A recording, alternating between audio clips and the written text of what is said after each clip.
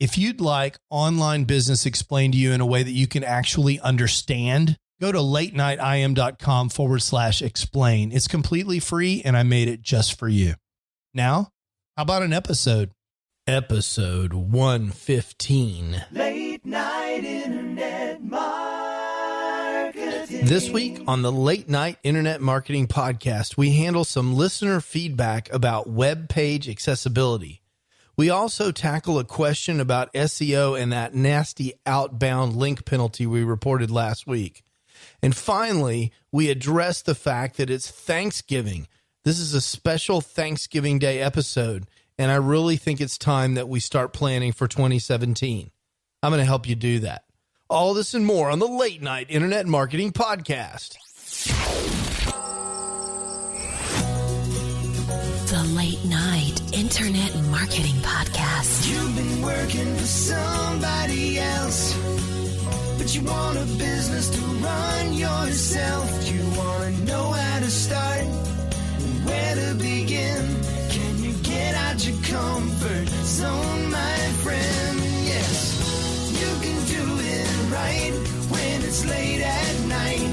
At the end of the day, your dreams burning inside. So keep it up and you will find that you're building your business one night at a time. And now, broadcasting late at night from a little studio in the big state of Texas, your host, Mark Mason. Hey, I hope you are having an absolutely fantastic day. I am your host, Mark Mason, coming to you live from Dallas, Texas. You know, I'm not really live. It's pre-recorded late at night, but you get the idea. I have had a fantastic week myself. This week is the week of Friendsgiving. My posse and I gathered this week. We have some friends that every year they host something called Friendsgiving prior to Thanksgiving, where we all get together and hang out at their house and have a lot of food. We get this special barbecue from downtown Dallas, a place called Pecan Lodge. It's super epic. It's probably the best barbecue that I've ever had. And I've had barbecue all over the United States and especially all over Texas. I do like North Carolina barbecue, pulled pork and that kind of stuff. It's yummy stuff, but I'm a Texas barbecue kind of guy. And the Pecan Lodge here in Dallas is just amazing. I mean, it's truly the best barbecue that I've ever had. So it's really fun because at Thanksgiving time, we're all with our families, which is appropriate. And it's nice to be able to spend time with your friends. It's a really special tradition. We've been enjoying it a lot the last several years. And so shout out to those folks. Thank you for having us. It was a super great time. Be curious to hear if you guys do anything special at Thanksgiving outside of your family. I hear this Friendsgiving thing is actually a thing. It's not just us. This is something that happens all over the United States. If you're doing Friendsgiving, leave me a comment in the show notes over at latenightim.com/115. I also wanted to let you know that if you missed the ConvertKit webinar the other day, it was really cool. Daryl was on. He's a conversion expert from ConvertKit. Actually, he's an expert in email marketing. He's done a lot of really cool stuff in his career. And he was talking about how to get your first 100 subscribers if you're just starting your list, and also how to get to your first 1,000. Some really straightforward strategies that anybody can do. Some things just as simple as sending emails to your friends, and other ideas about how to generate lead magnets and so forth. It was really a good webinar. I recommend it. If you are interested in the webinar, you can hop on over there. No opt-in required or anything. You can go to latenightim.com/CK webinar. That's CK for ConvertKit webinar. I've got that link pointed directly to the replay. And for as long as that's up, you can check it out. And if you're interested in email marketing strategy, it applies to all platforms, including ConvertKit. Go ahead and check that out. If you've been wondering about just how to get those first 100 subscribers or how to get to 1,000, this is a really solid strategy for doing that. It's not rocket science. It's not sexy. It's not amazing, but it's a very clear, straightforward strategy that'll tell you exactly what you need to do to get that 4-digit subscriber number, which is a huge milestone in your list. Got a lot of cool stuff for you today. A lot of feedback came in the last couple of shows, and let's start hitting that right now. And now, it's time to hear what listeners just like you are thinking. Late night listener feedback. And the first piece of feedback today is another piece of feedback from Stephen Cross. You remember he gave us some feedback for the last show. He also mentioned to me regarding my SEO rules about alt tag information. And I had mentioned that you should put keywords in your alt tag that are descriptive and helpful, not only for SEO, but to help with accessibility. Because if ever a visually impaired person comes to your website and is trying to make heads or tails out of it, they'll have accessibility gear that when they mouse over an image or whatever interface that they're using, will read to them in some cases the alt tag and help them understand what the image is if they're unable to see it. Stephen pointed out to me that these screen readers, as they're called, if you're coding with those in mind, you really want to be careful to take that into consideration and not just tag the heck out of everything. In other words, don't spam tag your images. Now, it's my practice in SEO, from an SEO standpoint, to actually put alt tags on every image. And Stephen points out that, some images are really just there for kind of sort of a visual impact. They don't add anything to the content. And in some cases, the content around the image actually describes the image. And so from a accessibility standpoint, you don't really need the tag. So if that's important to you, I definitely recommend that you weigh that. Stephen offers a resource for that over at WebAIM. I'm going to put that for you in the show notes. And there's another resource that I found over at W3C that will help you. So I'll put links to both of those in the show note, and you can kind of make your own decisions about how to treat your page for accessibility. I think now that I understand this a little better, I think my choice will be to be a little bit more cautious about not being too spammy or taking these people that are using these alt tags into account. I still want the SEO value, but I think you can do that in a way that's helpful to everybody, and I encourage you to try to do that. Again, there'll be links to those resources for you in the show notes. I think with most SEO things, it's clear that what you want to do is just not be spammy, and that holds up here as well. This week, in the world of internet marketing news. So last week in internet marketing news, I talked to you about this new outbound link penalty, and we talked about the fact that it's really targeted at blog networks that are where people are paying for outbound links. And then if you're doing anything funky like that, where you have a lot of outbound links, you might want to consider this. And my buddy Gary Leland, who we got to have this guy on the show. He's an incredibly successful entrepreneur, both online and offline. Some of you may know him as one of the founders of Podcast Movement, which is the biggest and I guess only really large international podcasting conference that there is. Gary wrote me and said, hey, I listened to your show this morning where you talked about Google and the outbound link penalty and so forth. And he says, I have this page on one of my sites that basically points to all my other sites. In my case, I have this too. If you go to markmason.com, you'll find links to some of my other sites. Gary has a lot of sites. He's a very successful online guy. And his question is this going to be seen by Google as spammy? I think that's a really good question, because a lot of us have these pages, or have had over the years, these pages where we have essentially a links page where we're linking out to a bunch of resources. Maybe it's resources, or it's a place where we've done link exchanges in the past, or in Gary's case, a place where we're linking to our other relevant properties. And my answer to Gary is no. If it's just one page, you're not going to see a problem with that. And maybe if that page is a page that's not particularly relevant to your readers and not helpful, you might want to no index it. But in the case of, in Gary's case, this is a relevant page. These are ways that people can find out more about Gary and the things that he's up to.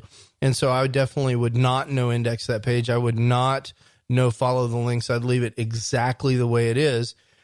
And the only time that I would be interested in changing that would be if I got a manual spam notification over this page, which is something I consider in Gary's case to be incredibly unlikely.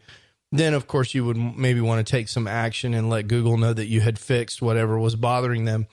And that just points out one of the reasons that it's important to have your site hooked up in Google Webmaster Tools, or what's now called Google Search Console.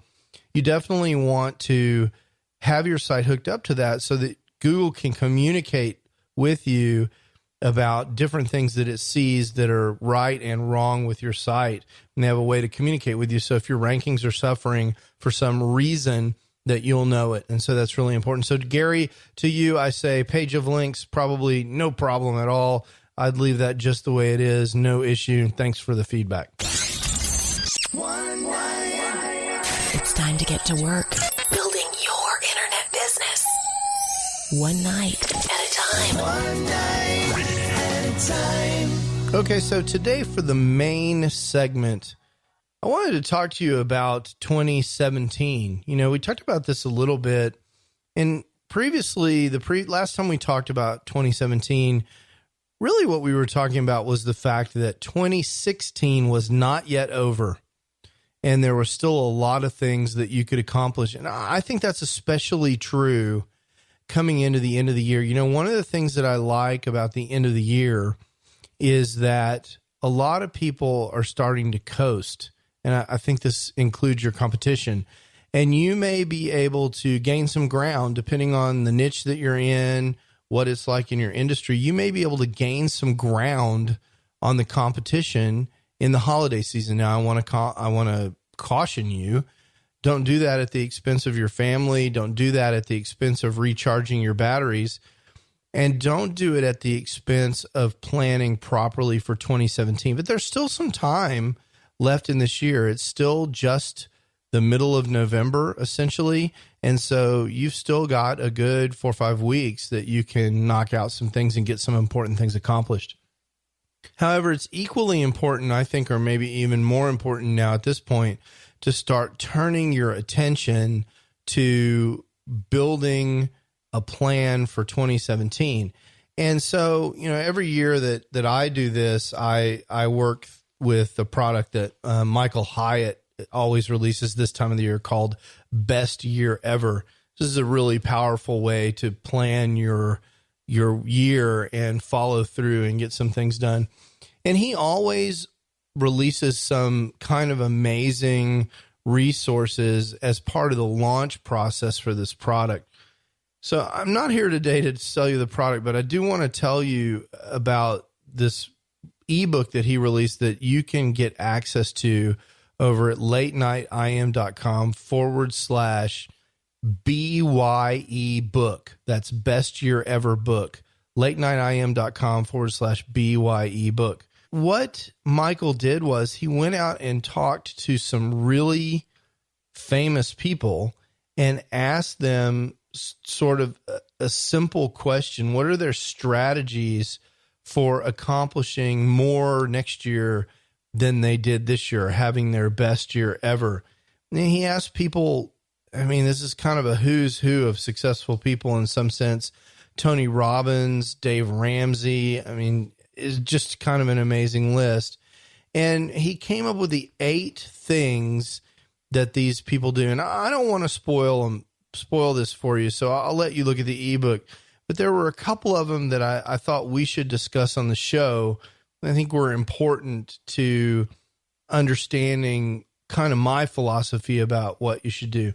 And the first one that I thought was particularly important was something that we discussed in the last episode, is to take the time to express some gratitude about all the things that you've been able to accomplish this year, all of the things that you've been able to do in your business or that you will be able to do in the future, and take time to be thankful for that. And I liked that one especially because this episode is releasing on Thanksgiving Day in the United States. And, you know, this is something that I see in corporate America as well. it's sometimes we're so busy worrying about the broken stuff and the stuff we've got to do yet and all the stuff we haven't done that we plan to do, and we're so far behind. At least we feel like we're so far behind because we're comparing ourselves to other people or to the unrealistic schedule that we set or whatever, that we just don't take the time to celebrate the success that we've had.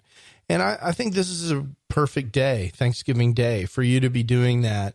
And it's one of the things that's called out by Eric Fisher. Eric Fisher is a friend of mine.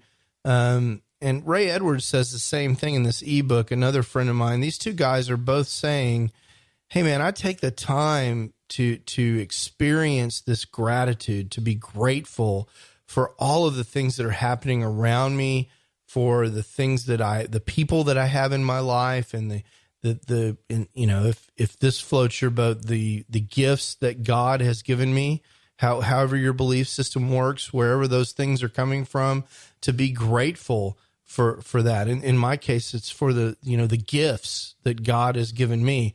And so, I think people need to take time to do that. And we just get so busy and it's so hard, and we're so worried about upset or happy about Donald Trump, or upset or happy about Hillary Clinton and whether she should go to jail or be pardoned. And we just got all this sort of stuff going on. And I really think today, especially Thanksgiving Day, or the time leading up to the first of the year, is a super fantastic time to take that time to be thankful. And, Ray extends this idea as he starts to plan for next year. And this is really what I want you to start imagining. What do you want to be thankful for next year? I love that. Ray expresses this in this ebook. You're thankful for some stuff this year, and that's great. But what do you want to be saying next year when you're in this very same position? And I think that's a really powerful idea, because it's really easy to imagine the two of us, me and you, having this conversation a year from now, where I get on the mic and I say, hey, it's Thanksgiving again. And again, I'm telling you to be thankful because I think that's really important. And you're sitting there with me in your ear thinking, yeah, I remember this last year. And all year long, I've been imagining this day. And that's propelled you along all year long, that thing that you were going to be thankful for in November, at the end of November 2017. That's a super powerful idea. As I mentioned before, I've taken some classes in this area, and we know from a kind of a new age neuroscience perspective, I'm going to put it that way because I don't want to give it more science than scientific credit than it deserves. But we know for some reason that when you start imagining the outcome that you want, your brain will start to find those solutions and help you get there. Even when you don't know how to do the thing it is that you're imagining and that you want to do, your brain will help you. And particularly the kind of the subconscious part of your brain. And we've talked about the fact before that in some sense, this is where great ideas come from when you're brushing your teeth. They leap out of somewhere. So let's say it's your subconscious mind, or when you're in the shower, you get these amazing ideas. Those come from whatever your brain is working on in the background. And the way you can tell it what to work on is by envisioning these amazing things that you want to happen in the next year.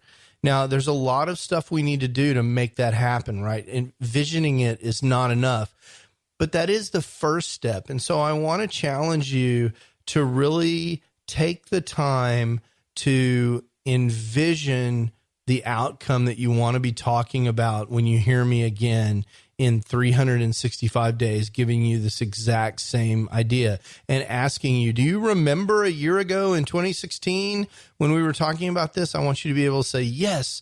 And all year I've been envisioning this thing and it's here. That's really what you want.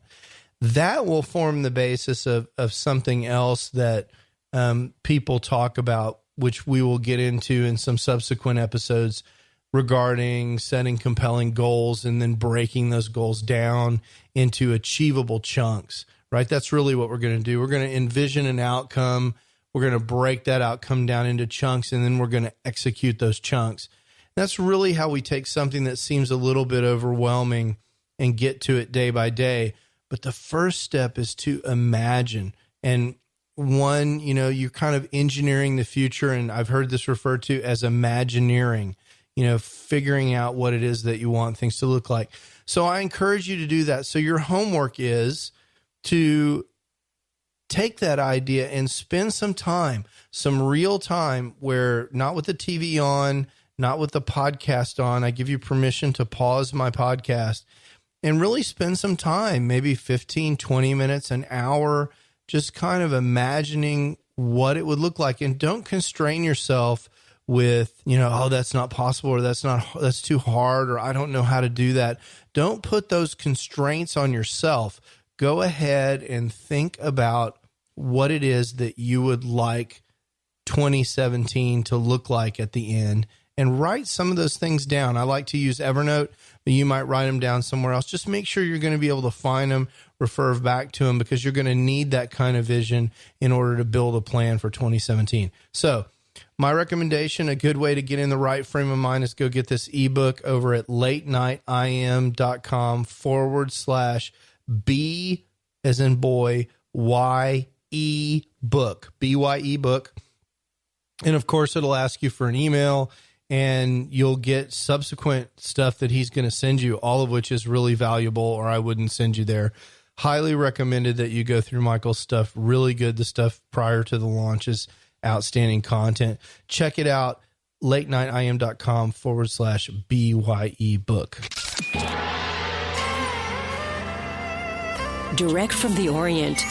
It's time for the Internet Marketing Fortune Cookie. So for the last segment today, I wanted to get in an Internet Marketing Fortune Cookie. I always think these are appropriate in these times where we're trying to work on our mindset. My experience has been a lot of the struggle with entrepreneurship and marketing, internet marketing, online business, whatever it is, however you describe it, what it is that you're trying to do, has to do with the mindsets that we have. And as you know, as I have proven time and time again, you can learn everything you need to know about how to be successful in business, online business, internet marketing through the power of fortune cookies. And so today I bring you a fortune cookie that came with my Kung Pao chicken. Here in Dallas, we have this kind of amazing thing. It's actually in Richardson.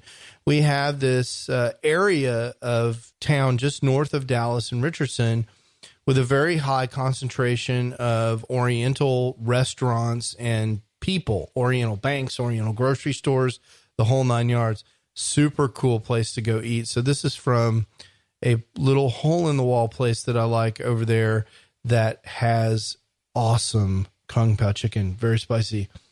The fortune cookie says, the limit to your abilities is where you place it.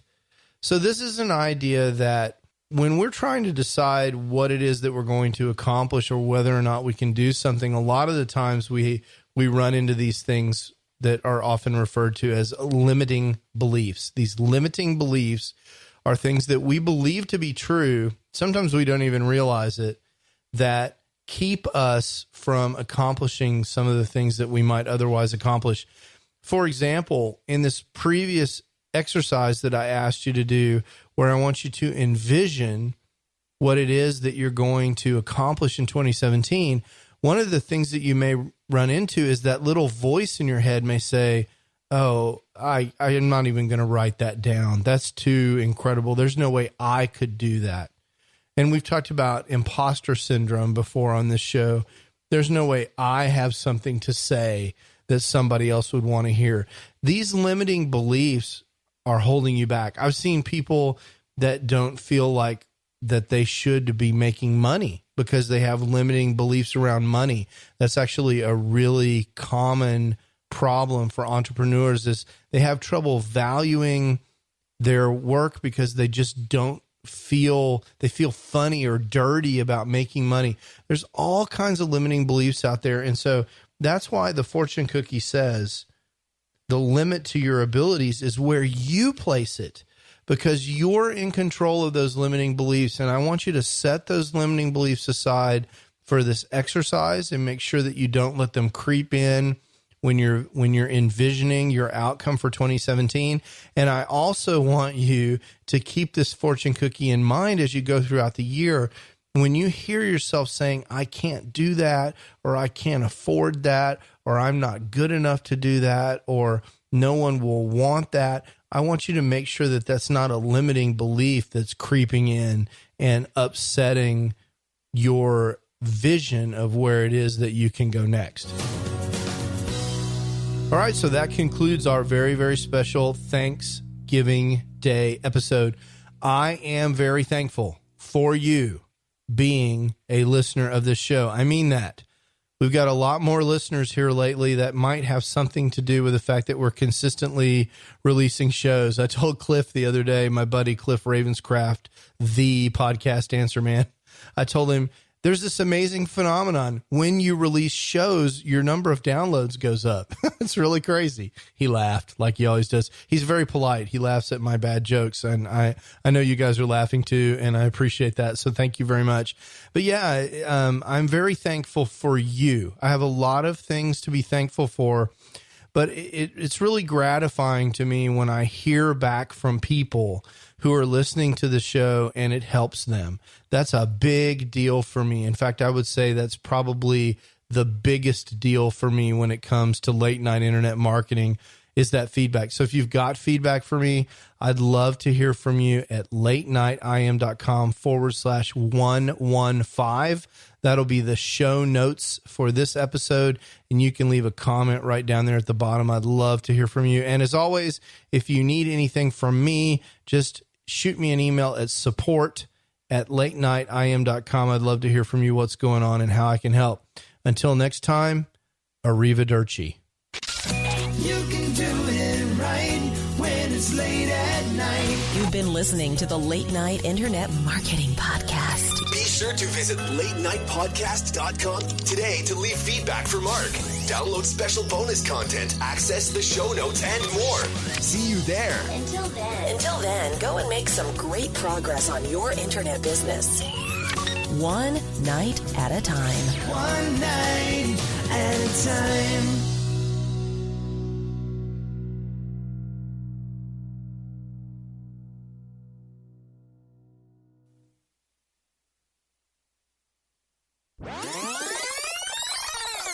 I can't believe I actually said arrivederci.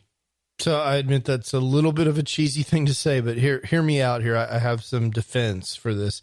First of all, my mother is full-blooded Italian, and as you may or may not know, arrivederci, which I'm totally butchering the Italian pronunciation, arrivederci, is it's loosely translated as "we will see each other again," which is true. I will be back in a week. Arrivederci is completely appropriate. And also, further in my defense, I have listeners in Italy. In fact, Italy is 29th on my list of countries that listen to the Late Night Internet Marketing Podcast, right between Hong Kong and Poland, which are right above them, and Brazil and Israel right below. So, that's pretty cool. Italy's right hanging in there at 29. And so I'm giving them a little shout out. Shout out to Italy. If you're listening to the show in Italy and you want to leave me a comment at latenightim.com/115, I'd love to hear from you. I'm always kind of amazed when I look at the list of countries where the show has been listened to at least a couple of times. It includes Botswana and Guam, El Salvador, Algeria, Belarus. I mean, it's hard for me to imagine exactly who's listening to the show over there, but it's super cool. And so if you're in a cool country, howdy from Texas. Talk to you guys next week. Late night internet marketing.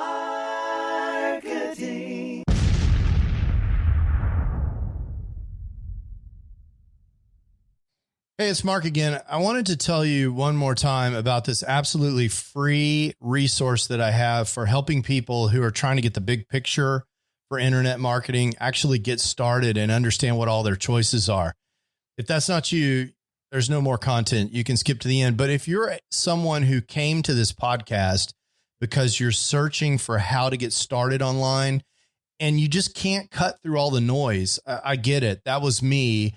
in 2007 when I was trying to get started. There were so many people throwing offers at me that I really couldn't even understand what all the different business models were. I couldn't understand how money moved around on the internet, and I couldn't really get a grip on what direction I wanted to go in so I could figure out how to move forward.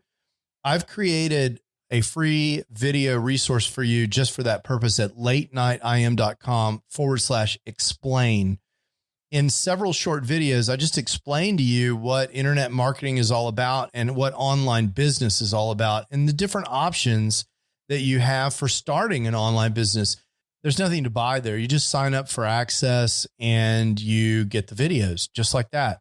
So if that's interesting to you, or if you know someone who's in a same situation, send them that link, latenightim.com/explain. And let me know what you think. I'd love to hear what people are thinking that are in the exact same position that I was in more than a decade ago in 2007. In some ways, it seems like yesterday. And in some ways, it seems like an entire lifetime ago. Again, that's latenightim.com/explain. Late night internet.